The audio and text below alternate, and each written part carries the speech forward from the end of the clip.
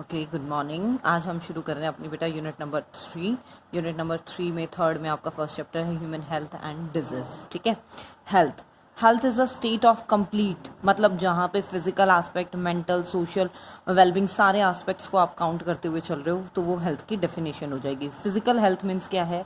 It means perfect functioning of all body parts, कि सारे जो बॉडी के पार्ट्स हैं वो प्रॉपरली आपके पास काम कर रहे हैं। Mental means it means harmony by the individual and its environment, कि बैलेंस है इंडिविजुअल उसके एनवायरनमेंट में, मतलब वो मेंटली सेटिस्फाई है।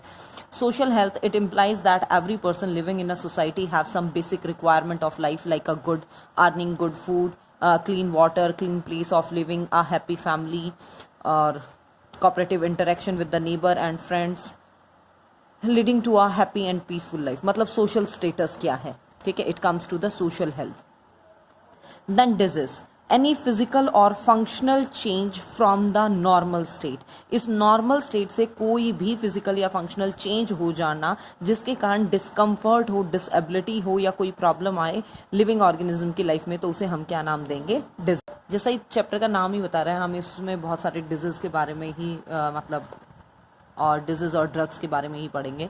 डिजीज़ एजेंट, वो सारे फैक्टर जिनके कारण डिजीज़ हो उन्हें डिजीज़ एजेंट कहेंगे। 6 टाइप के हैं आपके पास। फर्स्ट है जैसे बायोलॉजिकल एजेंट, इसमें सारे लिविंग जैसे वायरस, बैक्टीरिया, फंगी, आर्थ्रोपोडा, ठीक है, ये सारे पैथोजन कहलाते हैं। न्यूट्रिएंट एजेंट जैसे food component, carbohydrate, fat, protein, इनकी एक्सेस हो गई, कमी हो गई, वो सारी चीज़ें। फिजिकल एजेंट जैसे heat, cold, humidity, pressure, sound, वो सारे आ जाएंगे यहाँ। मैकेनिकल एजेंट जैसे mechanical forces results in injury, fracture, dislocation. Genetic disorder, some disease are caused by genetic disorder, की ऑलरेडी मतलब बाय बर्थ ही कोई जेनेटिक मेकअप में ही प्रॉब्लम थी। देन है आपके केमिकल एजेंट्स, वो भी 2 टाइप के। One is the endogenous chemical agent, जो बॉडी के अंदर ही बन रहे हैं, जैसे hormones, enzyme, urea, uric acid. Normally ये प्रॉब्लमैटिक नहीं है, लेकिन जब इनकी एक्सेस या इनकी डेफिशिएंसी हो जाए तो इट क्रिएट्स प्रॉब्लम। एक्सोजीनस, कहीं बाहर से कोई केमिकल आया, जैसे कोई गैस था, डस्ट, मेटल, पॉलन, पार्टिकल, कुछ भी एट्सेट्रा, तो वो जब बॉडी के अंदर डिस्कम्फर्ट कंडीशन क्रिएट करे। क्लासिफिकेशन और टाइप्स ऑफ डिजीज़ की जब हम बात कर रहे हैं तो आपके पास हैं फर्स्ट जैसे कोजेनाइटल डिजीज़। ये वो एबनॉर्मलिटी होंगी जो बाय बर्थ प्रेजेंट होती हैं, और ये क्यों हो रही हैं आपके पास, इनका कॉज क्या है? सिंगल जीन म्यूटेशन, जैसे एल्केप्टोन्यूरिया एग्जाम्पल बता रखे हैं आपको। Example of the disease not working, SCA, sickle cell anaemia, albinism etcetera. फिर है आपके पास क्रोमोसोमल म्यूटेशन जैसे Klinefelter syndrome, Down syndrome, Turner syndrome. Environmental factor के कारण जैसे हेयर, लिप वगैरह, जो सारे हमने सेकेंड यूनिट में पढ़े भी थे। The next one is the acquired disease, जो बाय बर्थ नहीं है लेकिन लाइफ टाइम के मतलब लाइफ टाइम में अचीव हो रही है। ये भी 2 टाइप्स की हैं आपके पास। One is the communicable disease, जिन्हें इन्फेक्शियस भी कहते हैं, जो एक पर्सन से दूसरे पर्सन में फैल रही हैं, जैसे कोल्ड और रिंगवॉर्म। नॉन कम्युनिकेबल, जो एक पर्सन से दूसरे पर्सन में स्प्रेड नहीं होती हैं, ये आपके पास 4 टाइप की होती हैं। One is the organic disease, malfunctioning of some of the important organ जब आपका काम करना बंद कर देता है, जैसे हार्ट डिजीज हो गई, एपिलेप्सी हो गई, ब्रेन से related. Deficiency disease produce by deficiency हो गई पर्टिकुलर न्यूट्रिएंट की, जैसे विटामिन ए की कमी होगी, नाइट ब्लाइंडनेस, बी की कमी से beriberi. Disease due to hyper और हाइपो सिक्रीशन ऑफ हार्मोन, की हार्मोन आपके पास जो सिक्रीशन है वो कम ज़्यादा हो गया। देखिए हाइपो सिक्रीशन के एग्जाम्पल में आप ले लीजिए, जैसे डायबिटीज़, ग्वाइटर, थायराइड की कमी के कारण, इंसुलिन की कमी के कारण। ग्रीव्स डिजीज आपके पास हाइपर सिक्रीशन, जब आपके पास मतलब जितना भी थायराइड सिक्रीशन और वो सब बढ़ जाता है। Allergies, these disease are caused when the body become hyper sensitive to allergy particular, किसी सब्सटेंस के लिए बहुत ज़्यादा एलर्जिक बॉडी हो जाना, जैसे हे फीवर, पॉलन ग्रेन से जब बॉडी सेंसिटिव हो जाए। क्लासिफिकेशन ऑफ कम्युनिकेबल डिजीज़ की अगर हम बात करें तो वायरल डिजीज़ हो सकती हैं जो वायरस के कारण कोज हों। ये ऑब्जेक्टिव पॉइंट ऑफ व्यू से मस्ट आप ध्यान रख लीजिएगा, सब्जेक्टिव पॉइंट ऑफ व्यू से आप स्किप भी कर सकते हैं। Yellow fever, common cold, influenza, small pox, chicken pox. Rickettsial disease, these are caused by rickettsias, the obligate intercellular parasite हैं ये, जैसे typhus fever, Q fever, trench fever, इनके कारण हो जाता है। देन बैक्टीरियल डिजीज, जो बैक्टीरिया के कारण हो, anthrax, cholera, food poisoning, meningitis. Then spirochaetal disease caused by the spirochaetes, long spiral and screw shaped bacteria, ये हैं इन, जैसे syphilis, protozoan disease caused by protista, malaria, kala-azar, sleeping sickness, fungal disease जो fungus के कारण हो, रिंगवॉर्म, हेलिमेंथ डिजीज जो हेलिमेंथ्स के कारण हो जाए जैसे एलिफेंटियासिस, एस्केरियासिस, ठीक है।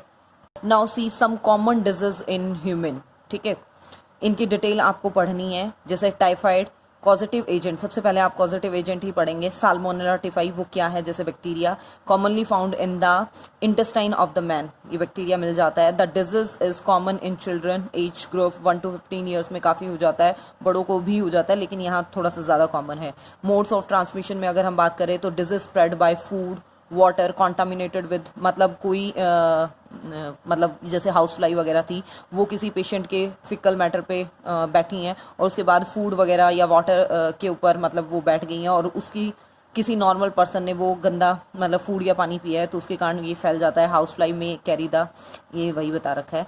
The causative organism enter through the mouth, reach the, मतलब माउथ से एंटर करेंगे, इंटेस्टाइन तक पहुंचेंगे और वहाँ पे लेजेंस, वाउंड, घाव करना शुरू कर देंगे इंटेस्टाइनल वॉल के अंदर।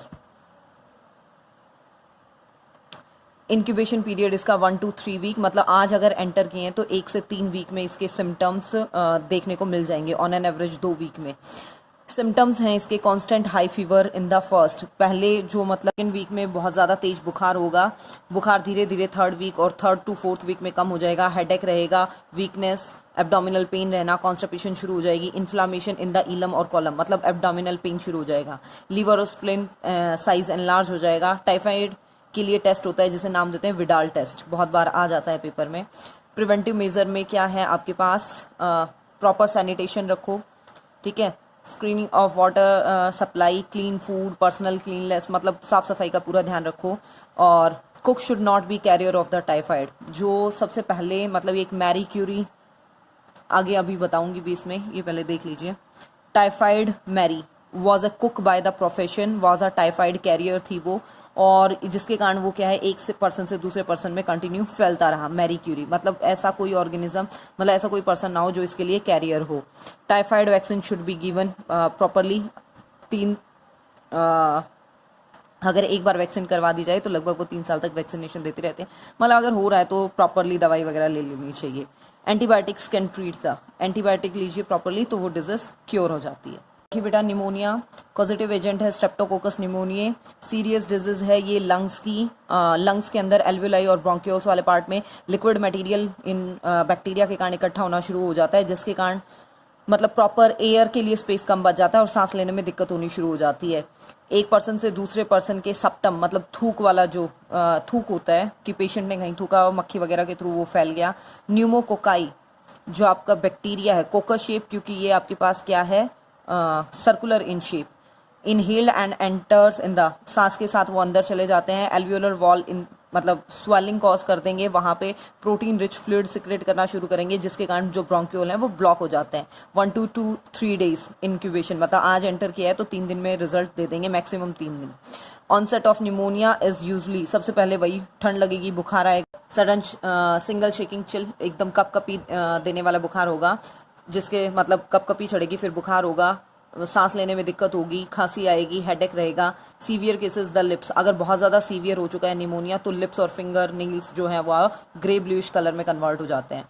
कॉमन कोल्ड राइनो वायरस के कारण नोज रेस्पिरेशन जो पैसेज है वो अफेक्ट होता है, लेकिन लंग्स पे अफेक्ट नहीं आता, जैसे लंग्स का अफेक्ट आता है निमोनिया में। मोड्स ऑफ ट्रांसमिशन में virus are transmitted directly inhalation के थ्रू, ड्रॉपलेट्स के थ्रू, कफ स्नीज, किसी ने छींका है और उस हवा में आप हैं और अपने सांस के साथ अंदर ले जाते हैं।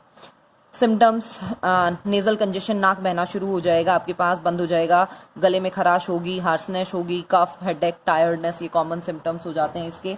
इंक्यूबेशन पीरियड है 3 to 7 डेज, आप दवाई लो ना लो वो 3 से 5 दिन निकाल ही देता है। अमीबाइक डिसेंट्री, इसका पॉजिटिव एजेंट है आपके पास, मतलब इसे नॉर्मली हम अमीबाइसिस और एंट्राइटिस भी बोल देते हैं।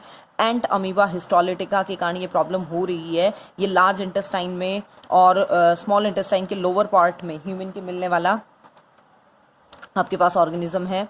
मोड्स ऑफ ट्रांसमिशन में ingesting cyst by food and drinks, मतलब इस कॉजेटिव एजेंट के जो सिस्ट पार्टिकल्स हैं वो फूड और ड्रिंक्स के साथ ह्यूमन बॉडी में एंटर करते हैं और वो सिस्ट लाती हैं फ्लाइज वगैरह की, किसी के फिकल मैटर पे थे पेशेंट के, वहाँ से फूड मटेरियल पे आया और वो फूड मटेरियल एंगल्फ कर लिया पर्टिकुलर ऑर्गेनिज्म में। स्ट्रक्चर क्या है एंट अमीबा का, ये जो कॉजेटिव एजेंट है, इरेगुलर बॉडी है, इसमें सिंगल न्यूक्लियस है, बहुत सारी फूड वैक्यूल देखने को मिलती हैं, मूव्स विद द सिंगल शूडोपोडियम, इसके अंदर एक है शूडोपोडिया जिसकी हेल्प से ये मूव कर रहा है।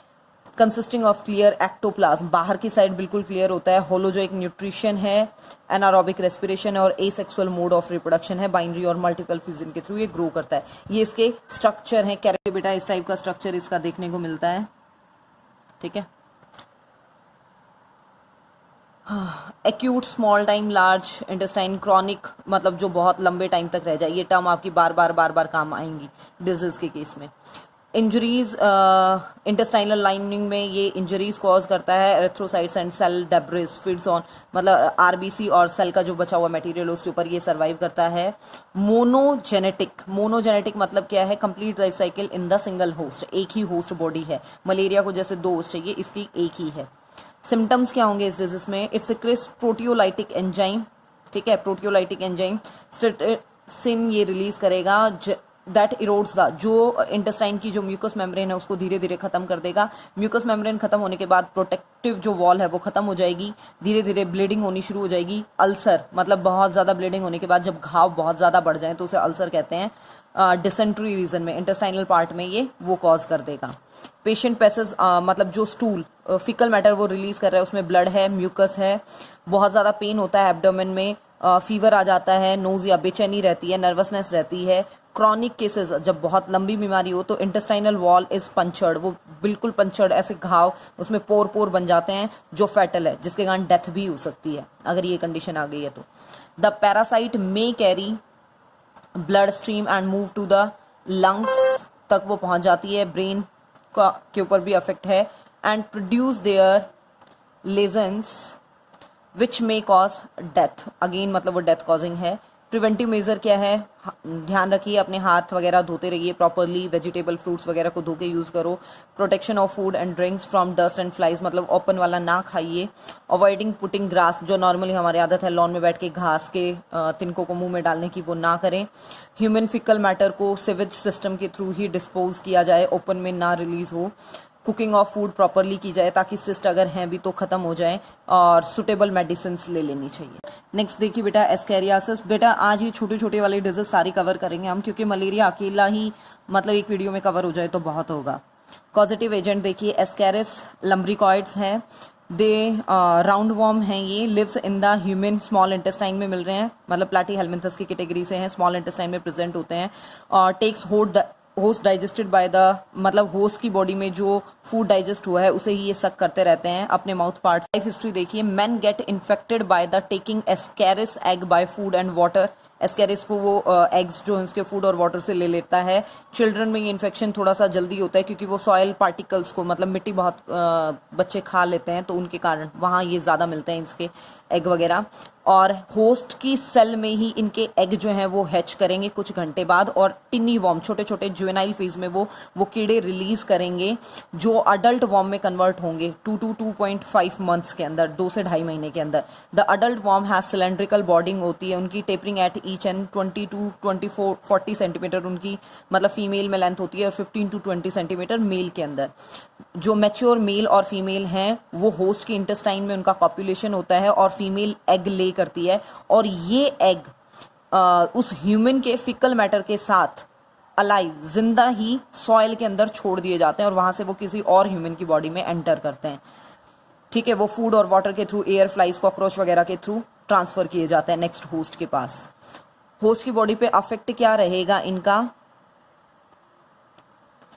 Ascaris infection depends on the degree of infection, कि कितने एग अंदर गए हैं। अगर लाइट इन्फेक्शन है तो ज़्यादा सा कोई अफेक्ट आता नहीं है, अगर हैवी इन्फेक्शन है तो वो थोड़ा सा सीरियस प्रूव हो सकता है, वो वीकनेस कॉज कर सकता है, एनीमिया कॉज कर सकता है, खून की कमी। Toxic produced by the parasite cause irritation of the intestinal, मतलब इंटेस्टाइनल वॉल के ऊपर असर डाल देगा, डाइजेशन प्रॉपर नहीं रहेगा, nausea, cough, colic pain, colic region में एब्डोमिनल पेन शुरू हो जाएगा, और म्यूकस मेम्ब्रेन को बिल्कुल ख़त्म कर देते हैं, इसे एंट्राइटिस भी बोला जाता है। ये ब्लॉकेज कॉज कर देते हैं इंटेस्टाइन की, ये इनका मस्ट फीचर है इंपॉर्टेंट।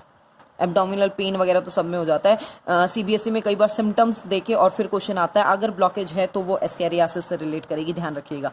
एस्कैरिस इन्फेक्टेड चिल्ड्रन में उनकी ग्रोथ प्रॉपर नहीं हो पाती, मेंटल ग्रोथ भी पूरी नहीं हो पाती। कंट्रोल मेजर में क्या होगा कि अगेन फिकल मैटर वगैरह, मतलब सीवेज सिस्टम प्रॉपर हो, वेजिटेबल्स वगैरह को धो के काम में लाओ। चिल्ड्रन वगैरह का थोड़ा सा ज़्यादा ध्यान रखो कि वो सॉइल वगैरह के कांटेक्ट में मतलब आएँ तो भी माउथ में ना डालें।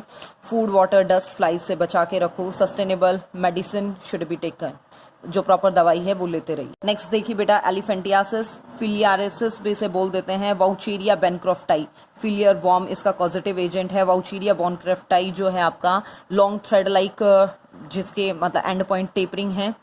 The adult mail 40 mm long है और फीमेल है वो इससे डबल लेंथ में 80 mm लॉन्ग है। डिफ्यूज इन लिम्फेटिक वेसल्स में वो मिलते हैं और लिम्फेटिक ग्लैंड्स में वो मिलते हैं। ह्यूमन इनका प्राइमरी होस्ट है। वॉर्म इज विविपेरस, डायरेक्टली वो कीड़े रिलीज करेगा छोटे छोटे, ना कि एग रिलीज करेगा।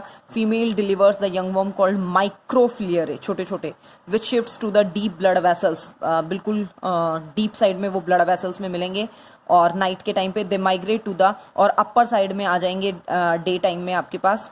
और sucked by the Culex fatigans, mosquito जो है क्यूलेक्स फेटिगन जो है मॉस्किटो, वो उसे फिर सक करेगा वहाँ से। इंटरमीडिएट होस्ट है वो, दूसरा होस्ट है। They develop into the infectious larvae in about 10 days में वो मॉस्किटो में डेवलप हो जाएंगे। Migrate to the mouth of the mosquito, और फिर न्यू होस्ट में फिर से ह्यूमन की बॉडी में वो एंटर करने की सोचेंगे। The adult worm live for 5 to 8 days। बच के रहो जितना बच सकते हो, ये मतलब इनसे तो वही है कि अफेक्ट क्या रहेगा। फिलियरी इन्फेक्शन फीवर कॉज कर सकता है। क्रॉनिक अगर केस है तो लिम्फेटिक वेसल को ब्लॉक कर सकता है। Blockage cause swelling. एलिफेंटियासिस, नाम ही बता रहा है, एलिफेंट बहुत बड़े साइज का है, इसमें बॉडी का हाफ पार्ट बहुत ज़्यादा बड़ा हो जाता है। स्वेलिंग बढ़ती चली जाती है, थिकनिंग ऑफ स्किन हो जाएगी, सबक्यूटेनियस टिश्यू ऐड होता चला जाएगा, मतलब बहुत ज़्यादा वो एरिया मोटा हो जाएगा। फैटल नहीं है लेकिन इतनी ज़्यादा प्रॉब्लम कॉज कर देगा कि बस फैटल जैसी कंडीशन आ जाएगी। कंट्रोल मेजर में क्या है, मॉस्किटो ब्रीडिंग, मतलब मॉस्किटो इसका इंटरमीडिएट होस्ट है, मच्छरों से बच लो तो ये नहीं फैलेगा और प्रॉपर दवाई लो। रिंगवॉर्म फंगस के कारण हो रहा है। फंगस में भी आपके पास क्या है, ये माइक्रोस्पोरम के कारण, ये मतलब आपको जीनस बता रखे हैं, ट्राइकोफाइटोन और एपिड्रोडर्मोफाइटोन, इनके कारण ज़्यादा फैलता है रिंगवॉर्म। ड्राई स्केली लेजन्स हो जाएंगे, मतलब घाव से बनने शुरू हो जाएंगे, जो खाल है वो वहाँ से स्किन वाला पार्ट धीरे धीरे ड्राई होना शुरू हो जाएगा। लेजन्स जो हैं आपके are accompanied by the intense itching, उसमें लगातार ईचिंग होती रहेगी। हीट और मॉइस्चर उसकी फेवरेबल कंडीशन में वो बढ़ता चला जाएगा। टोज, पैर वाली उंगलियों के बीच में कॉमनली देखने को मिल जाता है बारिश के दिनों में। मतलब जिसको अगर ये प्रॉब्लम है तो उसके टॉवल वगैरह या उसके क्लोथ्स कॉम अवॉइड कर देने चाहिए। इन्फेक्शन में मतलब सॉइल वगैरह के थ्रू भी फैल सकता है, बाकी कॉन्टेक्ट से भी फैलेगा। नेक्स्ट है चिकनगुनिया। चिकनगुनिया वायरस के कारण फैलता है, अल्फा वायरस। सडन और फीवर हो जाएगा, जॉइंट पेन बहुत ज़्यादा रहेगा। कंजक्टिवाइटिस, जो कंजक्टिवा आई की लेयर है उसमें इन्फेक्शन हो जाएगा। मोड ऑफ ट्रांसमिशन में आपके पास spread through the bite, Aedes aegypti mosquito के काटने से फैलता है, वो इसके लिए वेक्टर की तरह काम कर रहा है। इसके लिए अब तक कोई प्रॉपर ड्रग नहीं है, मॉस्किटोज से बच के रहो तो ठीक है। और जब हो जाए तो दवाई देते हैं जो डॉक्टर, वो इम्यून सिस्टम एनहांस करने के लिए। डेंगू फीवर के लिए फ्लैवी राइबो वायरस है आपके पास, फ्लैवी राइबो वायरस। और डेंगू फीवर के 2 टाइप होते हैं, one is the classical and other is the haemorrhagic fever. Classical के क्या सिम्टम है आपके पास, ऑनसेट ऑफ हाई फीवर रहेगा, जॉइंट पेन रहेगा, मसल्स में दर्द रहेगा, चेस्ट के ऊपर और अपर लिम्स पे रैशेस बनने शुरू हो जाते हैं जिसमें बहुत ज़्यादा मतलब ईचिंग होती रहती है, vomiting, nausea, sense of touch वगैरह सब, टेस्ट मतलब स्वाद नहीं आता किसी भी चीज़। हीमोरेजिक में जो उसमें है, क्लासिक वाले में वो तो है ही है, साथ में क्या हो जाएगा आपके पास, फीवर होने के साथ साथ ब्लीडिंग फॉर्म, मतलब जहाँ वो रैशेस थे उनसे ब्लीडिंग होनी शुरू हो जाएगी। नोजिया, माउथ, गम, स्किन ब्राउन पार्ट हो जाएंगे, बहुत ज़्यादा प्रॉब्लम, वहाँ से भी ब्लीडिंग हो सकती है। सीवियर परसिस्टेंट स्टमक पेन होता है। Excessive thirst leading of dryness और माउथ, बार बार मुंह सूखता रहता है। पेल स्किन हो जाती है, वॉमिटिंग, ब्रीदिंग प्रॉब्लम रहती हैं आपके पास। मोड्स ऑफ ट्रांसमिशन में डेंगू फीवर मतलब फैल रहा है एडिस एजिप्टाई मॉस्किटो के थ्रू। अगेन मॉस्किटो से बच के रहो, इसकी भी कोई प्रॉपर वैक्सीन नहीं है। कल करेंगे बेटा मलेरिया, बहुत बड़ा टॉपिक है मलेरिया।